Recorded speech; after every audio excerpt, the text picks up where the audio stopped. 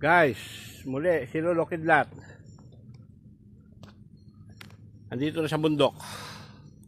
Muli.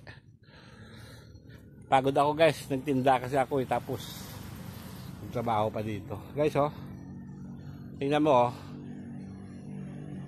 Yan. Ang tao dito, Binhor lang, Binhor. Shout out Binhor. Yan, may dugpod ka na ha. May dugpod ka na. Pagkain, tinapon mo. Sabagay, ikaw din kakain yan. Nag-iisa ka dyan, bantayan mo yung bahay natin ha. Bantayan mo yung bahay natin sila. Ito guys oh, ang daming bunga ng ano ba ito? Dilandan. Gahulin pa lang, ang daming bunga. Oh, bumabagsak ang sanga oh, sa bunga oh, ang dami. Abot na. Tapos yung papaya. Atis, ayan oh, nagsibunga na, ang dami.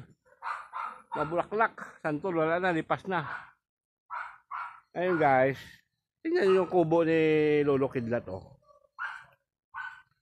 Oh, itong binabalak-balak ko noon na gawin tinda-tindahan. Ayan, bagsak na guys. Bagsak na, wala tao eh. Oh. Wala tao, bagsak na po. Ayan ang mga kagamitan na sa loob. Tabingi na, tabingi. Sana pagbalik ko wala sang may mapinsala dito. Oh, wala na, na-dislocate na lahat ang mga kuha niya. Kasukasuhan niya oh. Tricycle ko, hindi ko na nagagamit. Binta ko na lang to, di kaya laglag na sa ilog.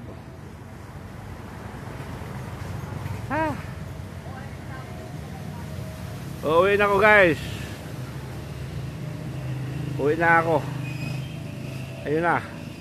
Loaded na po ang aking motor sa labas oh. Yan, loaded na. Gulay, paninda, langka, abukado. Yan. Okay. 10-4 na, 10-4.